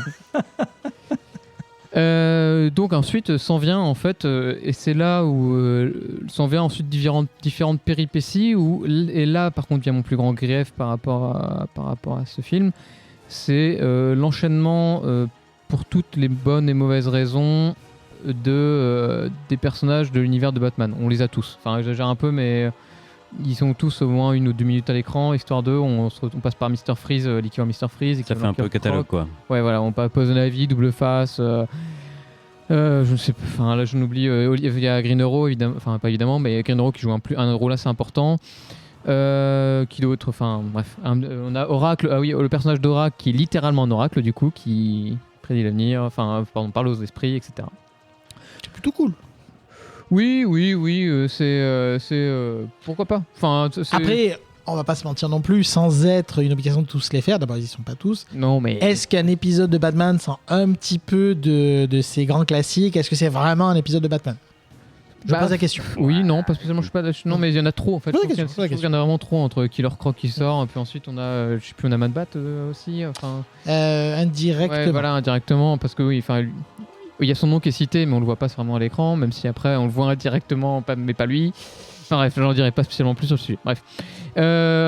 Reste qu'évidemment, on se retrouve sur ce culte de l'enfer, évidemment, on se retrouve aussi avec quel meilleur représentant pour ce culte de la désolation et de l'enfer que Ra's al Ghul. évidemment. Et donc, Qu'est-ce que j'ai gagné? il va y avoir Le droit cette de poursuite. rejouer. Alors par contre, je vais pas trop m'attarder trop sur l'intrigue plus que ça, parce que c'est vraiment action, et puis après la fin est vraiment superbe. Enfin, la fin, je veux plus parler de ce qui va de l'ensemble de l'œuvre plutôt que du sujet, parce que ce serait trop spoilé déjà. Et Moi, j'ai qu'une question en préambule. Donc, c'est une adaptation d'issue précise, d'un arc précis du comics. Est-ce que c'est aussi dégueulasse que l'adaptation de Dark Knight Returns? alors vu que je n'ai pas lu ni vu, je n'ai pas vu l'adaptation et je n'ai pas lu l'adaptation originale de Mike Mignola. Ah, je pensais que tu parlais de The Dark Knight, tu m'as fait peur. Ah non, ça évidemment je le lis. Non, je parle bien je n'ai pas vu l'adaptation animée. Non, et j'entrerai dans les détails après quand il aura fini. D'accord. Reste qu'on a quelques intrigues qui sont sympas, donc en fait où on a toute une logique entre l'héritage, enfin quelques thématiques sur l'héritage parent-enfant, qui est pas mal traité, enfin qui est un peu désespéré, Sin of the Father. mais voilà, qui est partagé par les personnages principaux, en fait qui au final n'est pas spécialement que Bruce Wayne, mais même si on le voit un peu moins, une espèce de Green Arrow, un peu vraiment désabusé, presque un petit côté alcoolique. Mais riche aussi comme Cressus, on garde les mêmes thématiques, mais qui était en fait un personnage hyper intéressant, moi j'ai trouvé dans l'histoire. Mais vraiment, ce qui m'a marqué globalement, il y a deux choses qui m'ont marqué dans ce récit, c'est la musique globalement est super. J'étais sûr, la musique est vraiment bien. Les doubleurs sont pas trop mal, hormis ceux de Bruce Wayne. C'est con. Moins intéressant. T'as regardé en VO? En VO, ouais. Le personnage de Talia est super bien. Spoiler, il y a Talia, mais bon, on parlait d'Al Ghul, qui va chercher à ressusciter le puits de Lazare, tout ça. Bon, je vous la refais pas en entière. Elle est vraiment terrifiante. Et il y a un truc que j'aime beaucoup intéressant, c'est que on a vraiment le côté typique Lovecraft, et puis aussi qui peut être aussi par rapport à nos œuvres présentes, qui fait pas de mal de entendre, c'est on a un Bruce Wayne très factuel. Dire que lui il dit non, la magie n'existe pas, je n'y crois pas, il y a toujours la science pour l'expliquer. Sauf qu'évidemment au bout d'un moment il commence à se prendre un peu un vent dans la tronche, avec un personnage dont je me tairai le nom pour éviter d'en rajouter encore à la longue liste, mais qui est aussi relativement important, qui n'est pas forcément trouvable aussi facilement que ça, même si tu penses au Lovecraft tu le trouveras dans l'historique DC. Et N'essaye pas de répondre à la question, tu ne trouverais sans doute pas le nom. Oh, c'est lui! N'est-ce pas? Et la fin, il y a des moments d'horreur, surtout vers la fin, qui sont vraiment, vraiment réussis. Et ça, j'étais aussi très surpris en bien. C'est-à-dire qu'on a vraiment le style Mignola représenté Pas avec... checké, c'est moins de 16. Alors ouais, je vois pas le truc être moins de 12. Surtout voire les moins de Américains 16. qui sont très regardants là-dessus. Ouais. J'avoue que je n'ai pas vérifié. PG-13. Ouais. Non, mais voilà. Bah, en tout cas, je le verrai pas avant. De toute façon, ça y va en termes... Le sérieux de l'intrigue fait que de toute façon, je dois mal être destiné aux plus jeunes. D'accord. Et le côté horreur non plus. Enfin, le côté horreur, surtout vers la fin, il va franco. Ok. Batman tranche et il tranche violent. Il tranche dans le vif. Il tranche dans le vif. Ouais. Et donc pour moi, c'est plutôt un côté très positif. En fait, je l'ai plus que l'intrigue où j'en ai globalement pas grand chose à faire. C'est vraiment le côté ambiance qui m'a happé. D'accord, mais c'est bien déjà. Parce que le côté intrigue, franchement, n'était pas voilà. Enfin, Bon, mais voilà. Pauvre Mike. M'a pas vraiment marqué plus que ça. C'est vraiment le côté ambiance qui soutient tout le récit, qui le porte, avec des personnages relativement intéressants selon les cas. Donc, comme je dis, à part ceux qui sont expédiés, le double face que je trouve un peu expédié. On essaie de lui donner un arc et on essaie vraiment de lui donner un arc. Et son arc finit en peau de bousin. Enfin, en peau de bousin. Voilà. La fameuse peau de bousin. El Famoso. Le bousin des Alpes du Sud, qu'on trouve toujours en liberté dans quelques prairies. Regan, alors, donc c'est mieux que l'adaptation de Dark Knight Returns? C'était pas difficile. Oui, non, c'est mieux. Donc effectivement, le Elseworld qui avait été concocté par Mike Mignola à l'époque, le point le plus frappant, je trouve, sur l'animé, c'est que c'est quasiment le comics. C'est très, très, très proche du comics. Il y a assez peu de libertés qui sont prises. Il y a 1, 2, 3 détails, un personnage ou deux qui a eu un swap. Par exemple, dans le comic, je ne sais pas de bêtises, c'est bien Grayson et John Todd. Et ils remplacent un personnage ou deux, mais c'est à la marge et ça suit vraiment le comics. Y compris, pour répondre à une question que nous avions dans le Discord sur le florilège de personnages. Et effectivement, il y a aussi un florilège de personnages dans le comics. Alors, c'est pas obligatoire, mais c'est souvent un petit peu le petit plaisir de ce genre d'Elseworld, de retrouver ces personnages transposés à une autre époque, avec un style différent. Mais il y en a trop. Vraiment Alors, trop sur 1h30. C'est pas tant qu'il y en a trop. Voilà, c'est plus que c'est un moyen métrage par définition, ce genre de truc. Et ce qu'il y a, c'est que dans le comics aussi, certains personnages sont assez peu utilisés ou très rapidement utilisés. Ça veut pas dire que c'est bien fait dans le comic non plus, mais J'ai pas dit que c'était mal fait non plus dans le comics. C'est juste que c'est assez rapide. Certains personnages servent le récit moins que ce qu'ils servent au niveau de la personnage. Poison Ivy, par exemple, sans en dire plus, sert à faire avancer le récit, mais on l'a très très très peu dans le ouais, dans c'est le une récit. apparition. C'est une apparition, mais c'est assumé honnêtement. Tu vois, la manière dont c'est écrit, c'est pour se faire plaisir. Hein, et Mike Mignola enchaîne quelques personnages pour se faire plaisir. Il focus sur certains personnages, dont Talia et Bruce, dont Le Kylie, un peu. exactement. Enfin voilà, il y a 2-3 personnages où on va développer un peu, mais effectivement, on va pas développer tous les personnages. Je trouve qu'il essaye quand même de développer un peu Double Face. C'est juste que, enfin, Harvey Dent, c'est juste que la finalité du perso, je ne détaillerai pas, mais bon, voilà. Ouais. Et effectivement, le plus intéressant, c'est Green Arrow. Enfin, en tout cas, Oliver Queen, qui a un personnage en arc de rédemption, sans en dire plus. Et c'est plutôt sympa. Mais les tablettes de chocolat ou pas? Évidemment. Mais c'est Tony Stark ou quoi? Pas vraiment. Il y a l'alcool, mais pas le reste, Ouais. en l'occurrence. Ok. Donc, je disais, ouais, c'est vraiment fidèle au matériau d'origine. C'est très bien animé. Et ça fait plaisir, parce que c'est pas toujours le cas. Non. C'est plutôt joli, comme on l'a dit. Ça ose des trucs aussi sur la fin, graphiquement. Ouais. Non, honnêtement, ça marche bien. Ah, c'est sûr, c'est simple, c'est efficace, mais quand on y pense, clin d'œil à ceux qui ont hué, mais certaines histoires d'Hellboy sont aussi des fables assez simples où Hellboy est là pour mettre des tatanes à des sorcières vivantes depuis 2000 ans, hein, quelque part. Et ça marche. Et on aime ça. Et on aime ça finalement, et ça marche plutôt bien. Comme je disais, quelques situations de personnages intéressantes, d'autres anecdotiques. Il y a des raccourcis, effectivement. Il n'y a pas tellement le temps de tout détailler. Il y a les mêmes dans le comics, soit dit en passant. Donc c'est pour ça que c'est assez cohérent. Non, franchement, ça marche plutôt bien, honnêtement. On est dans le haut du panier Oui, honnêtement, des direct ou DVD Alors, animés, parce on est dans le panier on de est- temps de passe au ensemble, cinéma aussi. Hein. Il y en a beaucoup qui sont pas terribles. Je de suis ces tout à trucs. fait d'accord. Et surtout, rajouter des nouveaux éléments à une version qui était dans le comics, c'est pourquoi pas, mais il faut avoir quelque chose d'intéressant à raconter. Je vais pas vous refaire l'histoire qui est autour de Killing Joke et autour de certains ajouts quand on se serait largement passé, merci bien. Voilà, là pour le coup ça prend pas de liberté, mais ça le fait bien par contre, ça le fait vraiment bien. D'accord. Donc franchement, on passe un bon moment. C'est... ouais, enfin, je repensais notamment à Gotham by Gaslight qui était aussi fait en animé, qui lui prenait quelques libertés sur la fin qui étaient pas forcément les plus intéressantes, mais non, franchement, ça marche bien. Et au bout d'un moment, faut pas bouder son plaisir, on passe un bon moment. Si vous avez l'occasion de le voir, voyez-le, hein, franchement. D'accord. Et toi, Matt, alors, pareil? Qu'est-ce que t'en as pensé? Moi, je suis un mélange un peu des deux. Voilà. Tu vois, Ouais. je prends un petit peu de ce qu'il a dit, un peu de ce que Reagan a dit. Tu mélanges un peu et puis t'as mon avis. D'accord. Et donc, t'as passé un bon moment dans l'ensemble?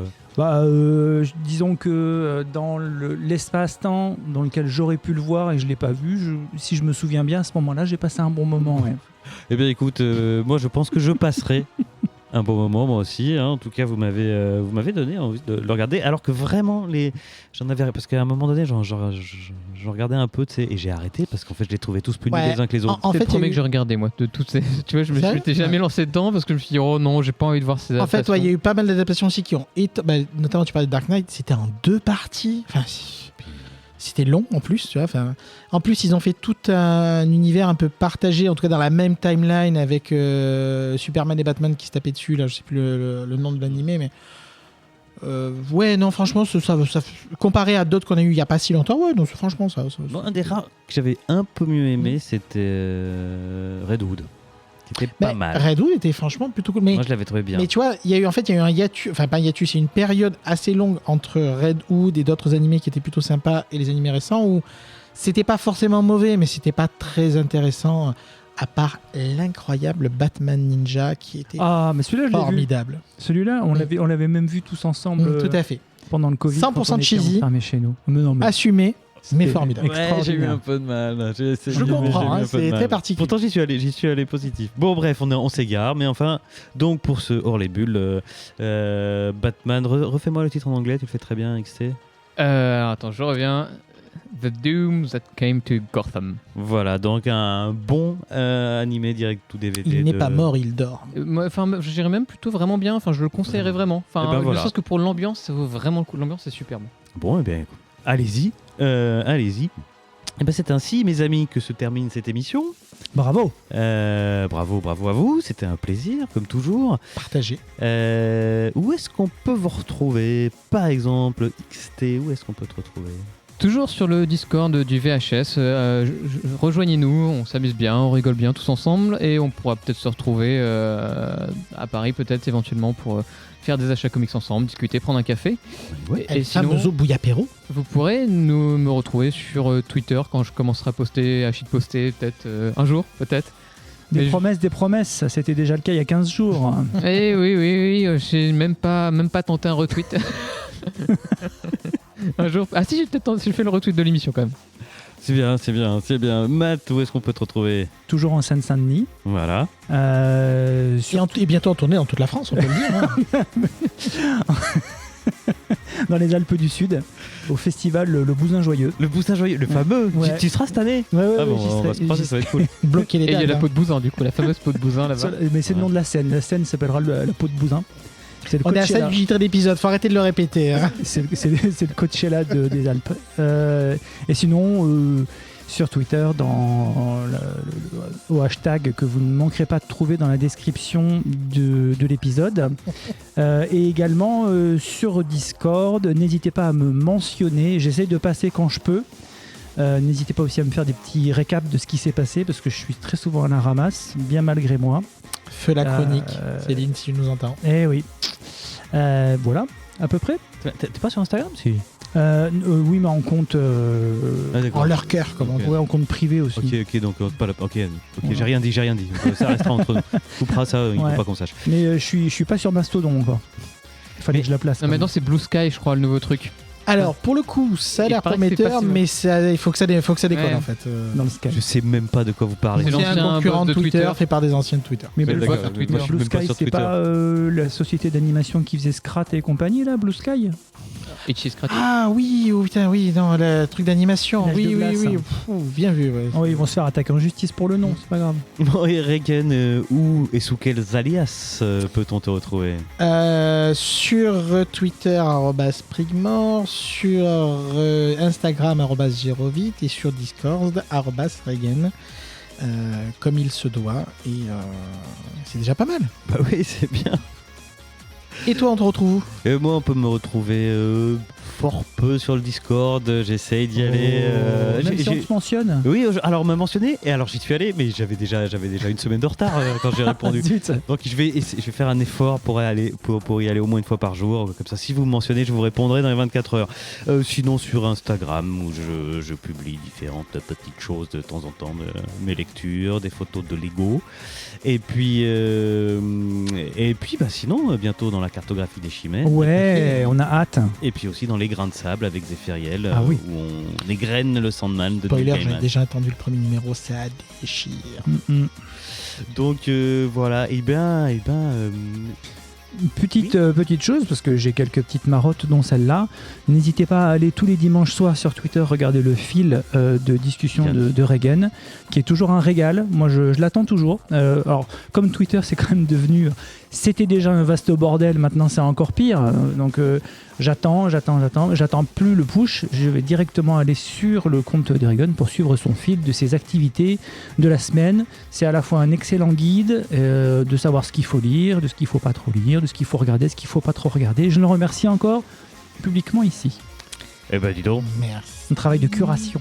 Eh ben dis donc. Eh bien écoutez, vous savez comment nous retrouver tous, les uns et les autres. Et puis nous, on vous revoit, on vous réenfonce. Ah, pouf, tu vois, à la fin de Mais l'émission, si, à chaque fois. Non, mais Et dans donc, le show on numéro retrouve 3. toujours. C'était. Donc, oui, parce que non, il y avait la couverture. non, mais en fait, C'était le 604. non, en fait, quand il a Parce été que- dans le 2e épisode, Oui, mais là, c'est souviens-toi. pas lui qui faisait Non, mais l'ancrage. avec le. Parce que. Et attention, je vais vous révéler Parce quand que- même, petite spoiler alert, c'était Tony S. Daniel. Oh, Mais si. Ah, mais Mais oui. si. C'est d'ailleurs lui qui a fait. Oui, c'était le numéro spécial de. Voilà, avec l'autre. Avec Il y avait- Avec la